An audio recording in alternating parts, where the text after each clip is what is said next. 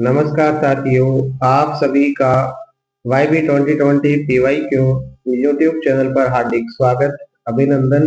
इस क्लास में हम लोग चर्चा करने वाले हैं फोर्थ ग्रेड दिशा वाली बुक में topic number 7 use of article and determiner.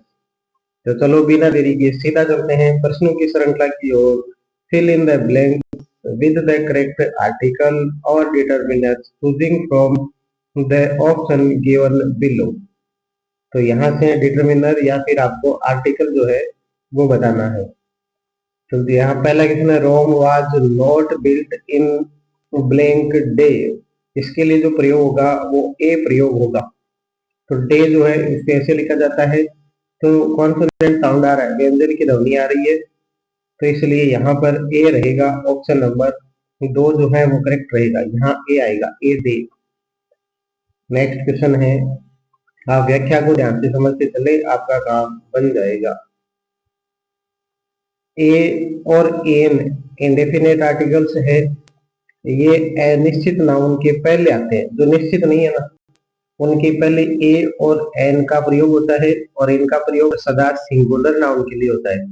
ए और एन जो इंडेफिनेट आर्टिकल है, इनका प्रयोग हमेशा किसके लिए होगा? सिंगुलर नाउन के साथ होगा। कॉमन नाउन जातिवाचक संज्ञा, सिंगुलर नाउन को छोड़कर ए एन का प्रयोग अन्यत्र नहीं होता है। इसके कुछ अपवाद जरूर है, इसकी कुछ अपवाद भी हैं, उनके बारे में भी व्याख्या में बताया गया, तो वो भी देखते हैं। ए और एन का प्रयोग शब्द के उच्चारण पर निर्भर करता है, अक्षरों पर नहीं। ये उच्चारण पर निर्भर करता है, ये बात हमेशा याद रखनी है, और अक्षरों पर नहीं करता है ये भी। हम जानते हैं कि ए ई आई ओ यू ये 5 अक्षर वोवल बोले तो स्वर हैं, और शेष 21 अक्षर कॉन्सोनेंट बोले तो व्यंजन है। लेकिन सभी स्वरों का उच्चारण स्वर की तरह नहीं होता, कहीं कहीं स्वर व्यंजन की तरह उच्चारित होते हैं। उदाहरणार्थ वन, यहाँ ओ स्वर का उच्चारण व्यंजन व की तरह हुआ है। उसी प्रकार कुछ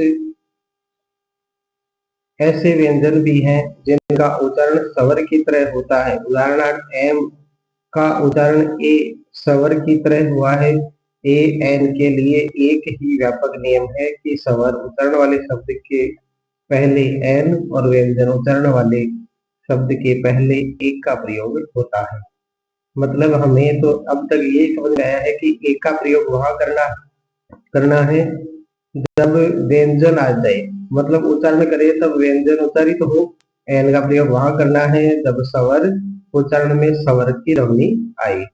तो बस ये ध्यान रखना, ए और एन का प्रयोग, और इन्हें इंडेफिनिट आर्टिकल कहते हैं। नेक्स्ट है, there is no question of blank change in the verdict. तो यहाँ पर क्या रहेगा? एनी। क्या रहेगा आपका? एनी आएगा, any change in the verdict. तो यहाँ पर ऑप्शन नंबर 3 रहेगा। अब देखो व्याख्या में आप देखोगे कि ये किस प्रकार से हुआ, तो देखना क्या हुआ है। यहाँ वाक्य नकारात्मक है, और एनी का प्रयोग नकारात्मक वाक्यों में होता है। ये कहा है कि एनी का प्रयोग नकारात्मक वाक्यों में होता है, और ये वाक्य जो है वो नकारात्मक है। नो क्वेश्चन ये दिया हुआ है ना, तो ये नकारात्मक हो गया, नो का प्रयोग हुआ है अर्थात ये नकारात्मक हो गया, और एनी का प्रयोग नकारात्मक में होता है। Next, students gave the right answer. Student gave the right answer. A few का प्रयोग वहां यहाँ पर हुआ है। अब यहाँ पर ए फ्यू का प्रयोग हुआ है, क्यों ए फ्यू का प्रयोग हुआ है वो व्याख्या में देखते हैं। एनी का प्रयोग जैसे नेगेटिव सेंटेंस में होता है, वैसे ही ए फ्यू का प्रयोग जो है नॉट मेनी इन मेंबर्स को अभिव्यक्त करता है, अतः ए फ्यू का प्रयोग होता है। नॉट मेनी इन मेंबर्स को अभिव्यक्त करता है, यहाँ पर इसलिए क्या हुआ है प्रयोग? ए फ्यू का प्रयोग हुआ है। I enjoyed reading blank book you gave me the. ये निश्चित हो गई ना, मतलब डेफिनेट हो गई ना। बुक कौन सी बुक? जो आपने मुझे दी। यू गेव मी, इसलिए द का प्रयोग हुआ है, इसलिए द का प्रयोग हुआ है। आई एंजॉयड रीडिंग, मैं उसे पढ़ने में आनंद महसूस करता हूँ, है ना, वो इसलिए द का प्रयोग हुआ है। Option number 1। जो है करेक्ट रहेगा। व्याख्या में देख लेते हैं भाई। यहाँ द का प्रयोग सब्जेक्ट के साथ किया है जो एक पर्टिकुलर बुक के बारे में बात कर रहा है। पर्टिकुलर का मतलब ये भी तो है ना, डेफिनेट होगी वो बुक, और डेफिनेट आर्टिकल जो है वो कौन सा है, डेफिनेट। बुक डेफिनेट है तो आर्टिकल भी डेफिनेट आ जाएगा द, इसलिए द का प्रयोग हुआ है। नेक्स्ट है Rajesh is blank better of the two for this job. तो यहाँ पर द बेटर आ जाएगा, ऑप्शन नंबर 3। तो यहाँ राजेश इज, फिर ब्लैंक में आ जाएगा द। अब इस द का प्रयोग क्यों हुआ है वो आप व्याख्या से थोड़ा समझने का प्रयास करें। The is used before comparative degree in case of a choice. Choice का जहां पर भी आता है ना, वहां पर कंपेरेटिव डिग्री में हमेशा द का प्रयोग होता है। इसका मतलब ये है द के बाद में comparative degree plus of that two, इस प्रकार से कोई सेंटेंस होता है तो वहां पर द आर्टिकल का प्रयोग हो जाता है। कंपेरेटिव डिग्री, कंपेरेटिव का मतलब है तुलनात्मक दृष्टि से तुलना कर रहा है ना किसी की, तो दो में तुलना कर रहे हैं तो द आर्टिकल का प्रयोग होगा। नेक्स्ट क्वेश्चन है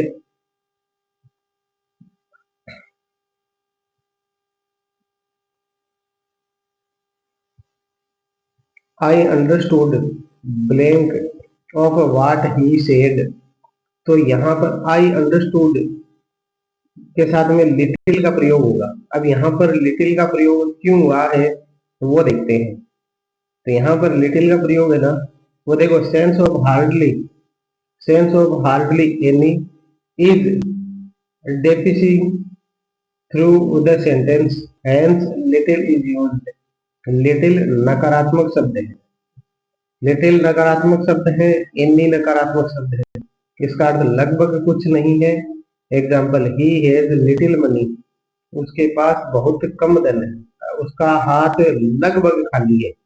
ही हैज लिटिल सेंस, उसमें बुद्धि नहीं के बराबर है। ही हैज लिटिल सेंस, तो लिटिल का प्रयोग जो है वो नकारात्मक वाक्य में, एनी का प्रयोग नकारात्मक वाक्य में, हमें ये तो पता है। और अब देखते हैं ए लिटिल स्वीकारात्मक पॉजिटिव शब्द है, इसका अर्थ थोड़ी मात्रा में, इसका अर्थ थोड़ी मात्रा में। एग्जाम्पल के लिए ए लिटिल का प्रयोग स्वीकारात्मक, ये पॉजिटिव है, लिटिल नेगेटिव है, ए लिटिल पॉजिटिव है। A little food can not satisfy A hungry man, थोड़ा भोजन भूखे आदमी को संतुष्ट नहीं कर सकता है। तो ये थोड़ा मतलब है उसमें कुछ है, नहीं के बराबर नहीं है। अब है लिटिल, लिटिल फिर आ गया a little positive, the little का अर्थ है थोड़ी मात्रा में जो कुछ है वह सभी। ए लिटिल का मतलब तो नेगेटिव में था, ए लिटिल का मतलब पॉजिटिव तो था, और द लिटिल का मतलब जो भी थोड़ी मात्रा में है वो पूरा का पूरा। Example he spend the little money he had, उसने अपने सब पैसे खर्च कर दिए, उसने अपने सब पैसे खर्च कर दिए, थोड़े बहुत जितने भी थे वो सारे खर्च कर दिए। नोट लगाकर आप दिया गया आपको। Little, a little, the little का प्रयोग केवल अनकाउंटेबल नाउन अर्थात मटेरियल और एब्स्ट्रैक्ट, यहाँ पर एब्स्ट्रैक्ट नाउन होना चाहिए सही था के साथ होता है। तो लिटिल, ए लिटिल और द लिटिल का प्रयोग जो है वो अनकाउंटेबल नाउन, मटेरियल अर्थात मटेरियल और एब्स्ट्रैक्ट नाउन के साथ होता है, ये ध्यान रखना है। नेक्स्ट है he is doing his MA from blank university in England. University, university देखो अभी यूनिवर्सिटी में ए ई आई ओ यू में से वोवल आ रहा है, लेकिन यूनिवर्सिटी को जब लिखेंगे तो ये आएगा ना, पहले ये आएगा अर्थात कॉन्सोनेंट आएगा, और कॉन्सोनेंट से पहले ए का प्रयोग होगा, ऑप्शन नंबर 3। अब आप थोड़ी व्याख्या देखें, समझने का प्रयास करें। उपयुक्त वाक्य में सवर बोले तो वोवल कॉन्सोनेंट का उच्चारण कर रहा है, इस कारण ए का प्रयोग हुआ है। वोवल कॉन्सोनेंट का उच्चारण कर रहा है ना, इसलिए एक का प्रयोग हुआ है। नेक्स्ट क्वेश्चन है blank man now his duties यहाँ पर ये आएगा एवरी। अब इस एवरी का प्रयोग क्यों हुआ है? एनी का प्रयोग हमने देखा कि जो है नेगेटिव में हो रहा था, लिटिल का नेगेटिव में हो रहा था, फिर ए लिटिल मतलब पॉजिटिव, द लिटिल मतलब जितना भी थोड़ा बहुत है वो पूरा प्रयोग हो रहा था। अब देखते हैं एवरी क्या है। एवरी का प्रयोग प्रत्येक के अर्थ में दो से अधिक व्यक्तियों या वस्तुओं के लिए सिंगुलर काउंटेबल नाउन के पहले होता है। जैसे every boy of this class is handsome. अपने एक समझने लायक बात यह है कि जो एवरी अपना है डिटरमिनर, इसका प्रयोग दो से अधिक व्यक्तियों या वस्तुओं, इनमें सिंगुलर काउंटेबल नाउन से पहले होगा। सिंगुलर काउंटेबल नाउन चाहे तो वो व्यक्ति हो या फिर वस्तु हो, से पहले एवरी का प्रयोग होगा। नेक्स्ट है persons were hurt in the accident. यहाँ पर पहले ब्लैंक दिया हुआ है, ब्लैंक पे आएगा सम। यहाँ सम का प्रयोग क्यों हुआ? Any person, this person, his person, इनमें से सम ही क्यों आया? क्योंकि सम का प्रयोग नंबर ऑफ पर्सन के लिए किया जाता है। नंबर ऑफ पर्सन के लिए जो है वो सम का प्रयोग किया जाता है। ऑप्शन नंबर 2 करेक्ट रहेगा। इसलिए नंबर ऑफ पर्सन के लिए सम का प्रयोग किया जाता है। इज देयर ब्लैंक टी, अब ये समझ में नहीं आ रहा क्या लिखा हुआ है, द पोर्ट, तो यहाँ पर एनी का प्रयोग हुआ है और इन द पोर्ट लिखा हुआ है, तो यहाँ पर एनी का प्रयोग हुआ है। एनी का प्रयोग हमेशा नेगेटिव में होता है, ये हम याद करते हुए आ रहे हैं। तो व्याख्या देखते हैं। एनी का प्रयोग नेगेटिव कंटेक्स्ट के लिए किया जाता है। एनी का प्रयोग इंडेफिनेट एंटिटी में किया जाता है। ये क्या लिखा है आपकी बार कि एनी का प्रयोग इंडेफिनेट एंटिटी में किया जाता है। हमें तो इतना तो याद रखना है ना पहले कि नेगेटिव कंटेक्स्ट में किया जाता है, तो ये एनी का प्रयोग होगा यहाँ पर। Tea in the port, is there any tea in the port, question mark में पूछा भी है। नेक्स्ट है fill in the blank with the correct option, only blank of these apple are good. तो यहाँ पर जो है ए फ्यू आया है, ए फ्यू, तो ये उसी प्रकार से जैसे लिटिल बटा little, a little, the little, वैसे ही फ्यू, ए फ्यू और द फ्यू होता है। इनमें से ए फ्यू आया है ना यहाँ पर, वो देखते हैं कैसे। A few is used as it gives sense of some number. A few का प्रयोग कुछ या थोड़ा के अर्थ में संख्या, ए फ्यू का प्रयोग कुछ या थोड़ा के अर्थ में संख्या का बोध कराने के लिए प्लूरल काउंटेबल नाउन के पहले होता है। प्लूरल होना चाहिए, काउंटेबल होना चाहिए, और वो अनकाउंटेबल या पदार्थ से पहले, मटेरियल से पहले जो है वो लिटिल, ए लिटिल और द लिटिल, और वैसे ही काउंटेबल आ जाए तो फ्यू, ए फ्यू और द फ्यू का प्रयोग होगा। ठीक है। Next, he gave me blank 1000 rupee note. तो यहाँ पर नोट वो नहीं है, नकारात्मक वाला नहीं है, उनकी बात जो है वो ऐसी है। तो he gave me 1000 रुपीज, 1000 है आ रहा है ना, तो ये व्यंजन का है, इसलिए यहाँ पर ए का प्रयोग हुआ है। व्याख्या देखते हैं।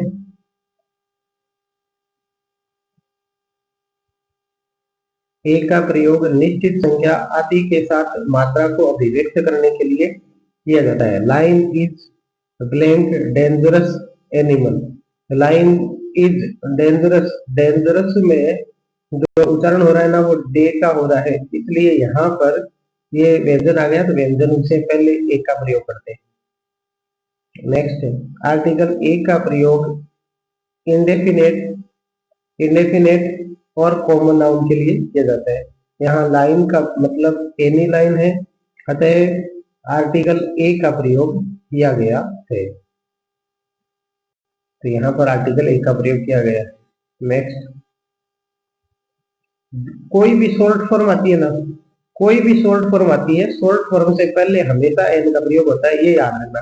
कोई भी शॉर्ट फॉर्म हो, चाहे आपको यहाँ पर एमएलए की जगह एमए दी आ जाए, पीएम दे दिया जाए, कुछ भी दे दिया जाए, शॉर्ट फॉर्म से पहले जो है एन का प्रयोग होता है। ऑप्शन नंबर ए जो है वो करेक्ट रहेगा। अब देखते हैं थोड़ी सी व्याख्या।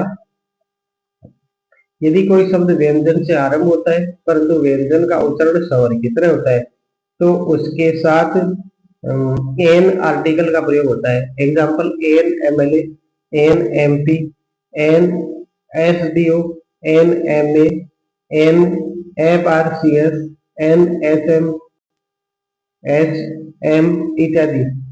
यहाँ पर मैंने जो पीएम बोला था ना, वो भाई मेरे को ए ही आएगा, पीएम में तो ए ही आएगा।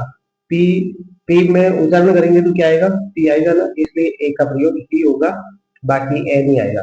एम पी में प्रथम अक्षर एम व्यंजन है परंतु एम के उच्चारण में ए स्वर है, इसलिए इसलिए एन आया है। नोट लगा के भी आपको दिया हुआ है, ध्यान से देखते चलो। यदि किसी शब्द का उच्चारण व्यंजन के रूप में होता है तो एन नहीं होगा। किसी शब्द का उच्चारण व्यंजन के रूप में होता है तो एन नहीं होगा, तब तो ए ही होगा। जैसे a B a do, a B D O, block development officer इत्यादि। ये वैसे बी डी ओ और बी डी ओ वो हो गए। नेक्स्ट क्वेश्चन है, I would like to have blank more bananas, तो सम मोर बनानास। यहाँ पर अब देखो सम का प्रयोग हुआ है।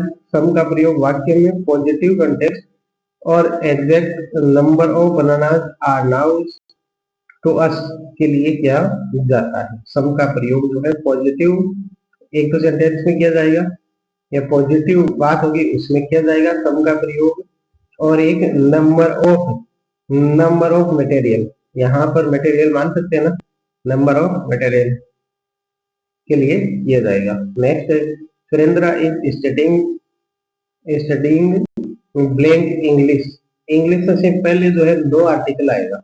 अब नो आर्टिकल कहाँ कहाँ आते हैं, अक्ष का मतलब यहाँ पर अक्ष नहीं है, नो आर्टिकल है। अक्ष का मतलब नो आर्टिकल है। नो आर्टिकल कहाँ कहाँ आते हैं वो देखते हैं। देखो, भाषाओं के नाम के पहले द नहीं लगता। I know Hindi, you know English, लेकिन French, I know Hindi, you know English, लेकिन फ्रांस की भाषा एक अपवाद है। फ्रेंच से पूर्व द का प्रयोग किया जाता है। This book has been translated from the French, है ना। एक फ्रेंच ही ऐसी भाषा है जिससे पहले द का प्रयोग होता है, बाकी नो आर्टिकल आता है। Kalidas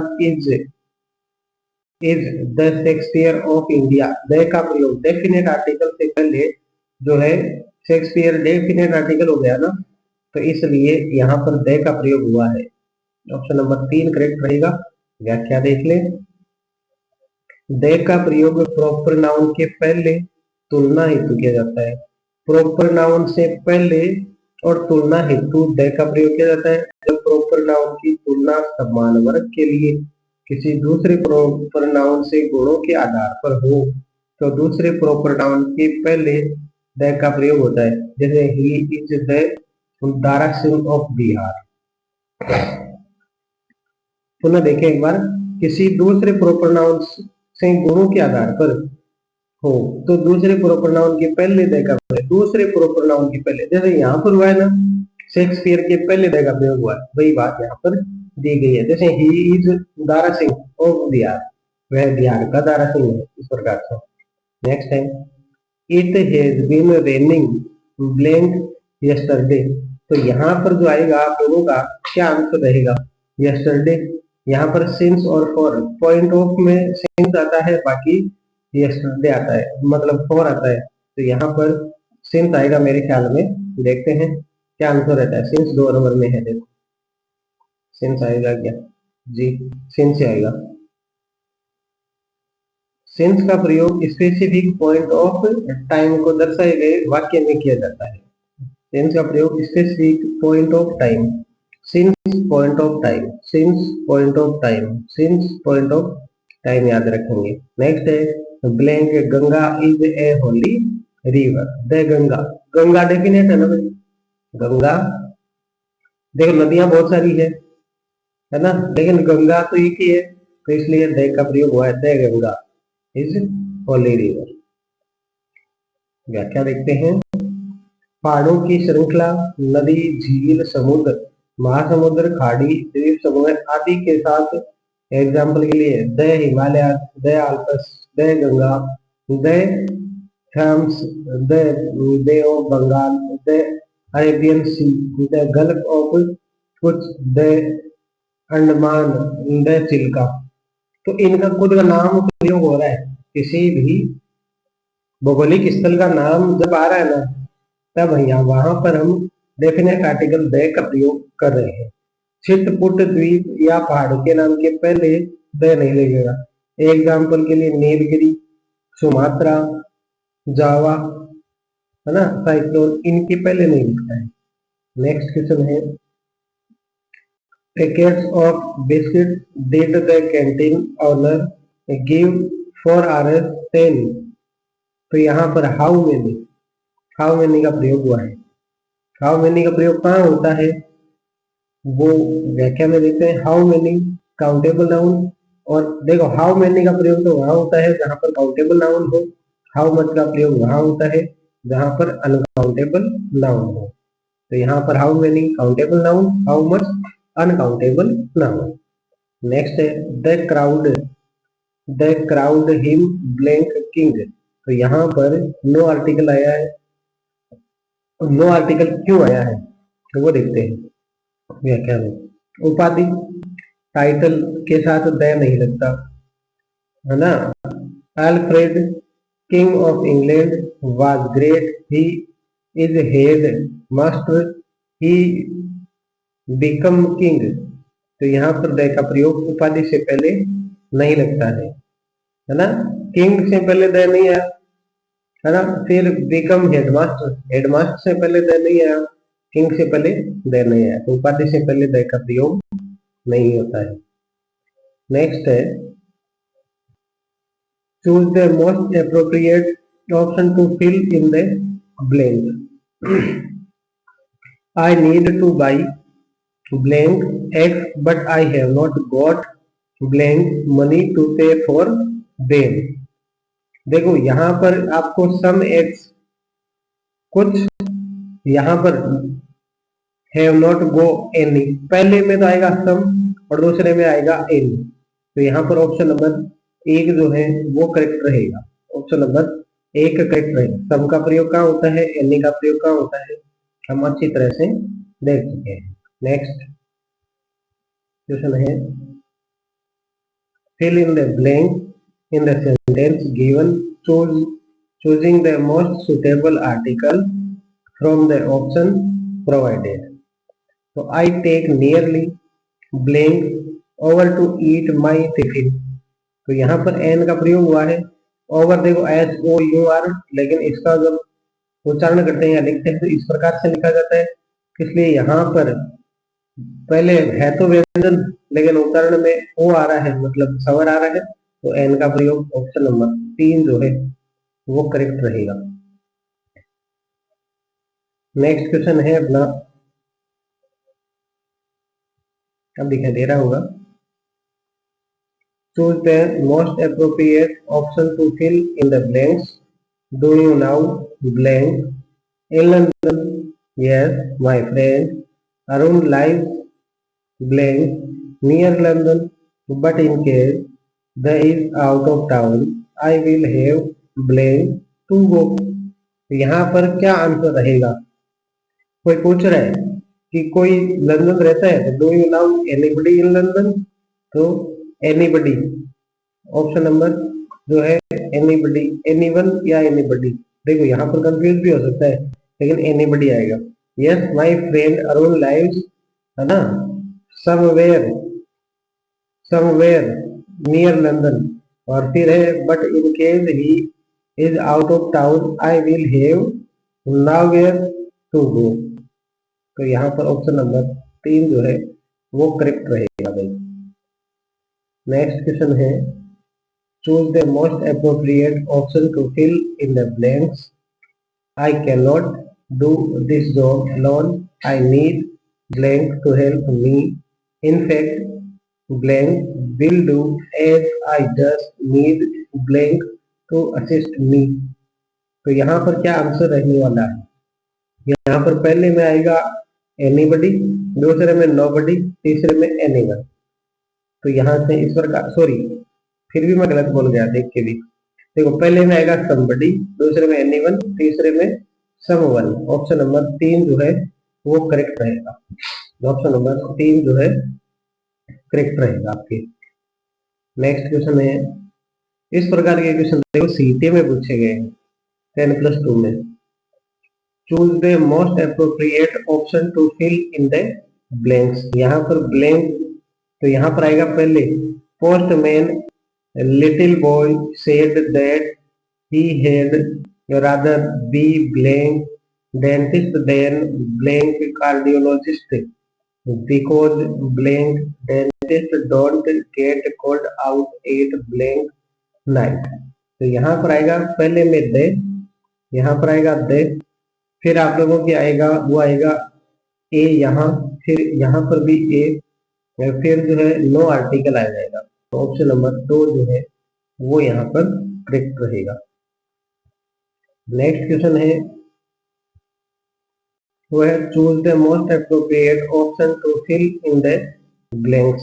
it was blank windy morning but they still hired blank boat and went for, फिर blank sail along blank coast. तो यहाँ पर जो है 3 जगह, यहाँ पर इट वाज पहले ए आएगा, यहाँ पर ए आएगा, फिर windy morning but they still hire a आएगा, फिर जो है boat and went a sail along the coast. Option number 4 जो है वो करेक्ट रहेगा। नेक्स्ट क्वेश्चन है